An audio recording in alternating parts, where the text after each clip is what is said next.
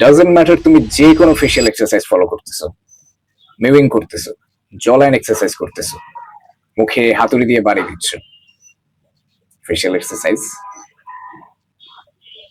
যতক্ষণ না পর্যন্ত তোমার মধ্যে ওই একটা পার্টিকুলার ফান্ডামেন্টাল হরমোন না থাকে যেটা একজন মেলকে মেল বানায়, সেই একটা ফান্ডামেন্টাল জিনিস যদি তোমার ভিতরে না থাকে, নো রেজাল্ট। তুমি তোমার টাকা, এফোর্ট, টাইম তিনটাই ওয়েস্ট করতেছো। আর সেই একটা ফান্ডামেন্টাল জিনিস হচ্ছে তোমার টেস্টোস্টেরন।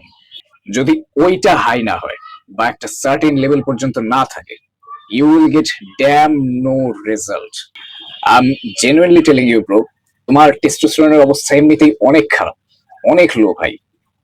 তার উপর তুমি তোমার ডে টু ডে লাইফে এমন এমন আজে বাজে হ্যাবিটস এর থ্রু যাচ্ছ এন্ড এমন ফালতু ফালতু জিনিস কনজিউম করতেছো যেগুলো তোমার টেস্টোস্টেরন লেভেলের লিটারালি গলা কাটতেছে।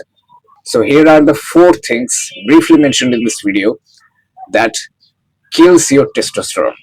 I seriously encourage you, এই ভিডিওটা শেষ হইতেই এই 4টা জিনিস তোমার লাইফ থেকে as soon as humanly possible তোমার লাইফ থেকে কাট অফ করে ফেলো, নাহলে you will regret in the future, and সেটার জন্য আমি দায়ী না। Starting with the first thing in our list, which is also one of the most used products in our day-to-day life, which is sugar. যদি একটা list হইতো না testosterone killers এর, তুমি জানো সুগারের পজিশন কি হইতো সেই লিস্টে? Number 1 in the language of science, sugar is the worst enemy of your testosterone. এটা শুধু তোমার টেস্টোস্টেরনকে টাইমের সাথে ডিক্লাইনই করে না, তোমার পুরা হরমোনাল সিস্টেমটাকেই এলোমেলো করে দেয়। অ্যাজ ওয়েল অ্যাজ রিসার্চেও দেখা গেছে এটা তোমার মেন্টাল হেলথেরও 12টা বাজায় টাইমের সাথে সাথে।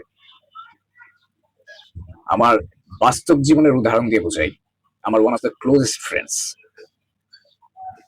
পড়ালেখাটাই করতে পারলো না শুধুমাত্র এই এক্সেসিভ সুগার কনজাম্পশনের কারণে।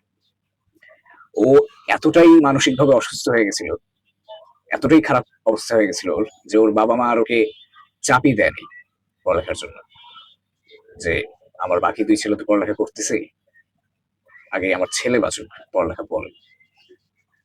সো পড়ালেখাটাই হলো না আমার বন্ধুর। জাস্ট এইটুকুই বলবো, কুইট কনজিউমিং সুগার ভাই, if you are a male, specially for males, অথবা তুমি আস্তে আস্তে কমায় দাও এই sugar consumption. Coming to the second point of this video, which is even more harmful than sugar in some cases, which is plastic. তুমি পানি কোন গ্লাসে বা বোতলে খাও? সেটা কি একটা প্লাস্টিকের গ্লাস বা বোতল? If it is, then please throw that thing into the dustbin ভাই। আর ভয়াবহ বিষয়টা কি জানো? প্লাস্টিকে দুইটা টেস্টোস্টেরন কিলারস আছে। একটা হচ্ছে ডিপিএ আর একটা হচ্ছে ইস্ট্রোজেন। ডিপিএ তো তাও তোমার টেস্টোস্টেরন ইনক্রিজের যে গ্রোথটা আছে সেটাকে রিডিউস করে, তোমার টেস্টোস্টেরন খায়া ফেলে না একবারে। But estrogen, this thing is a fucking poison ভাই। ইস্ট্রোজেনের উপর একটা রিসার্চ হয়েছিল। 20 ml ইস্ট্রোজেনকে একটা অ্যাকোয়ারিয়ামের মধ্যে মিক্স করা হয়েছে, তারপরে সেখানে একটা মেল ফ্রককে ছেড়ে দেওয়া হয়েছিল। জাস্ট 25 থেকে 30 সেকেন্ডের মধ্যে যখন ফ্রকটাকে বের করা হলো অ্যাকোয়ারিয়াম থেকে, that male frog turned into a female frog. আমার বানোয়াট কোনো গল্প না, you can search it in the internet. আমাকে খুব তাড়াতাড়ি এই বিষয়টা নিয়ে একটা ডকুমেন্টারি বানাইতে হবে। হ্যাঁ জানি লাইফ রিস্ক আছে, বাট আমাকে এটা করতেই হবে, নাহলে খুব দেরি হয়ে যাবে।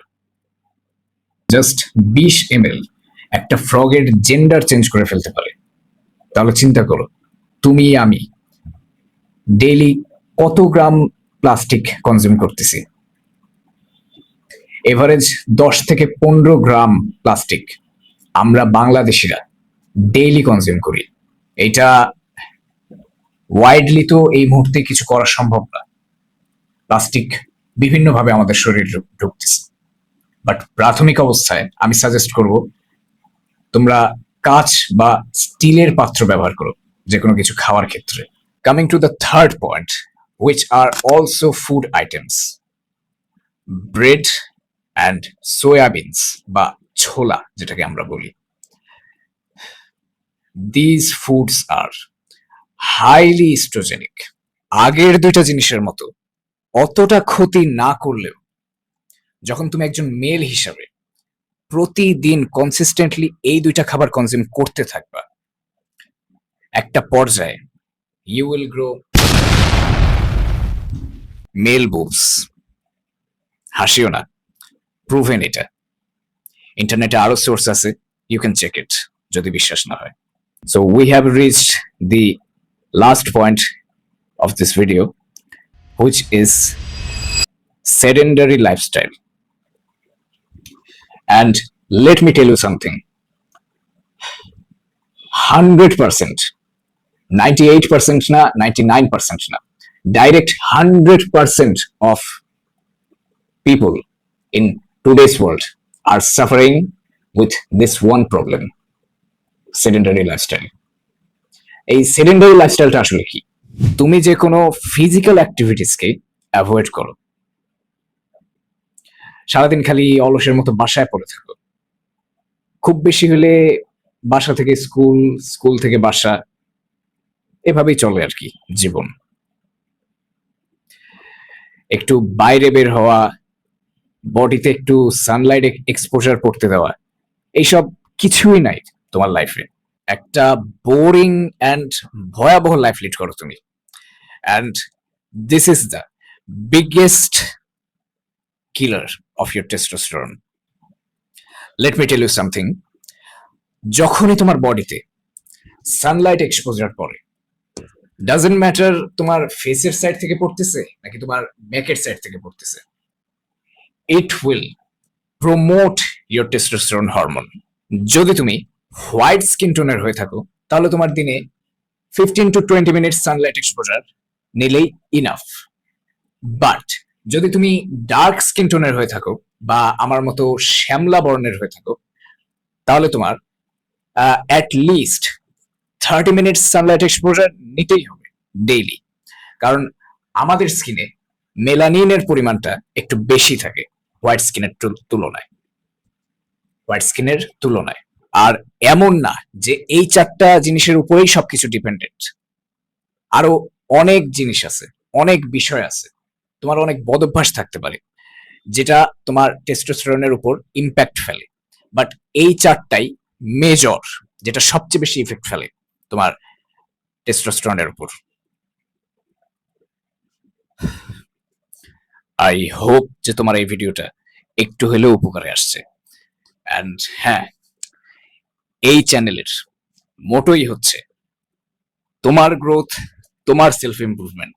So if you are interested in that thing, you know what to do. So stay strong and live at your edge.